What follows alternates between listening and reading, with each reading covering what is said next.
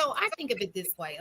So a village raised me, right? A village is still raising me because I can call my parents to help me out any type of, and they will come. Even though I chose to move miles away, my family is gonna have my back. So I feel like because they poured so effortlessly into me, I have to pour into them. If my I have still have both of my grandparents, and they are of age. If something were to happen, I'm moving my grandparents in. Like that's just how the village works. You give to they invest in you, and you pour back. It may not look like me breaking off money, but Right. it's so many other things that yes, you need an income because I would need another room in my house if my grandmother has to come live with me, right? So that helps. It just looks a little different. And as far as, and I understand what Bruce is saying with his kids, but I don't know his relationship with his parents. So for me, that even helps with my children. Like if I'm raising my kids, if my kids have to say, "Oh, we're going to grandma's house for the summer," or my mom has to come here because I want to go somewhere to watch my kid,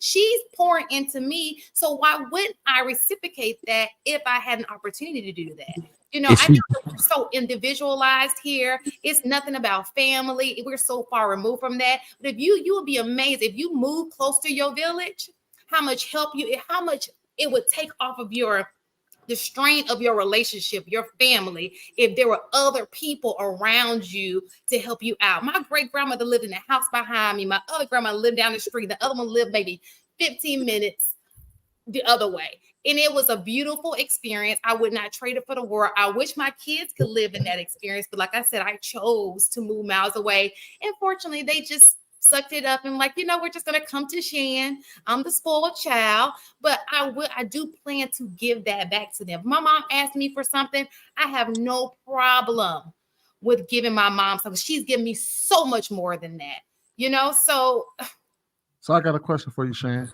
So mm-hmm. you have a 3-bedroom house, right? 5. You, your husband, son, and daughter. Mm-hmm. Each kids got their own room. You and your husband obviously got the master bedroom. Sure. Your mother needs to move in with you. Okay. Who has to give up their room? So, realistically speaking, the way so this is how it works. As people get older, kids get older, time goes, everybody's getting older, right? So my son is out of the house. That bedroom is available if I need it. This is a realistic situation for me. So I would do that the same for my husband. If his mom, I'm like that because your family is now my family. And that's how we move. I'm a family-oriented person. That's how I was raised. Let's assume the kids are already young, still young. They still live in the house, not out of the house. Let's assume listen, homie. If my mom could have moved in with me when my kids were young, that's a free nanny. Hell yeah. Sign me up for that shit. But who gives up their They room? gonna have a bunk bed. Okay. They have a nanny. And she cook everything. Child, yes. Mom, I love my mom. She is the bomb. Domestically, she's the bomb. Okay. So yeah, I wish she would have moved in, but she wouldn't. So I tried that. I think to even carry out that question is more so like too, like if that's a sudden thing, right? So you didn't really prepare for that.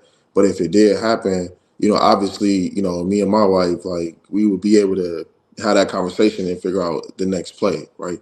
With that building an ADU, in the back, you know what I'm saying, or transition to a bigger home, like, and that's what I mean. Like if that's the case, I'm not gonna go and be like, oh, we got to get a 4-bedroom just in case. Like that wouldn't be my idea. I'm gonna get a 3 to take care of myself and my family because that's my priority, right? But at the end of the day, if that was to happen and things do happen, like yeah, you're gonna have to pivot. You're gonna have to do what's necessary, and I'm gonna spend the money to do that, and I'm gonna make sure I have enough money to do that. Like that's how I think. You know what I mean? Well, speaking from personal experience, that happened to me when I was a kid. Like when my grandmother, like my auntie and uncle needed help and they moved into the house, I was the one that was forced to give up my bedroom. And to be honest with y'all, as a young preteen boy, I didn't take it lightly. Like that wasn't something I was proud to do, or you know what I mean. I wasn't very happy about it. So this kind of that's why I kind of asked the question, is because like a lot of times our decisions do affect those around us. Even you know what I mean. Sometimes even the kids have a voice as to what happens to them. Yeah, I mean for sure. I come from the same situation. Like I've had several people live, and I think what my dad did was like he just built a 2-story house. He just took the top off and built, you know what I'm saying, built a 2-story house and remodeled the whole shit. Where me and my sister had our own rooms.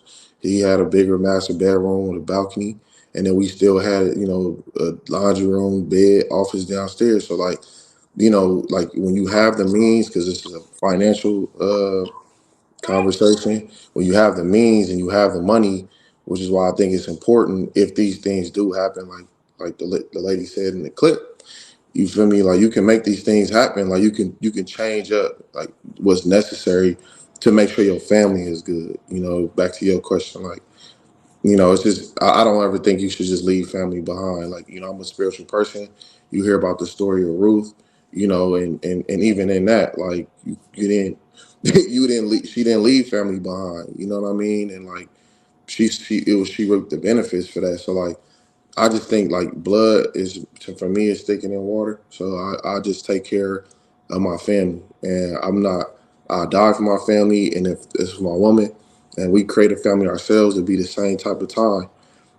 You know, strangers, individuals out here in this world, like I'm always, you know, saying be skeptical, but not saying family can't do you wrong, but it's just different for me. Like that's just how I operate. I take care of my people. Did everybody speak on the topic? Can I say something? Go ahead. Sometimes the parents that want the help from the child, they have to be cooperative.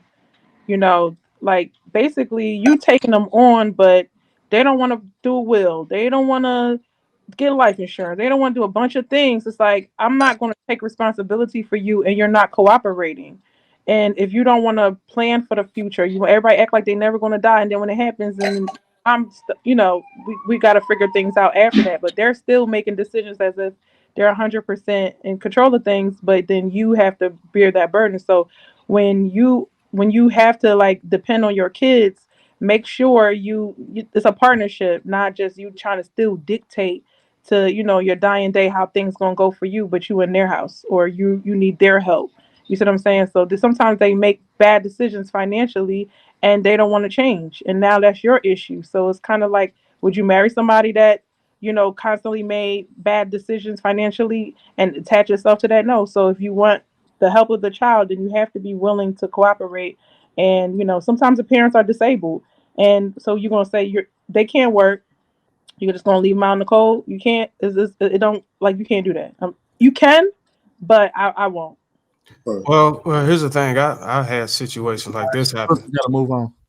I would just say this last thing. I get what y'all saying. In extreme cases, like if my grandmother who passed away, I mean, to keep her out of our old folks' home, she could have stayed in one of the bedrooms here until she passed away. That's cool. But I'm not finna take care of my grandmother, my mother, my father, especially my mother. After she had my father, all the things he did for her, the life he gave her, and she walked out on him. Mm-mm.